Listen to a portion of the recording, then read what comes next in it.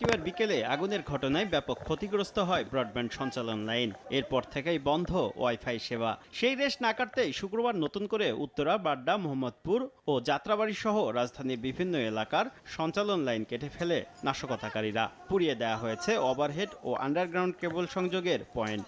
এর আগে বুধবার থেকে সাময়িক বন্ধ আছে 4G কাভারেজ।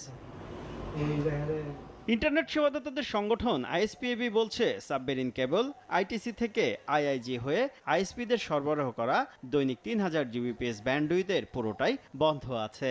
সারা ঢাকা শহরই যেহেতু আমাদের ট্রান্সমিশন নেটওয়ার্কগুলি ক্ষতিগ্রস্ত হয়েছে, আমাদের ব্যান্ডউইথ আইজির কাছ থেকে পাওয়ার পরেও দেখা যাবে আমাদের 2-3 দিন সময় লেগে যাবে এগুলো পুরোপুরি রিস্টোর করতে।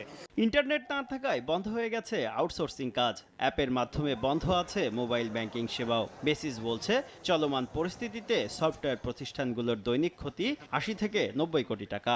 বড় আশঙ্কার বিষয় হচ্ছে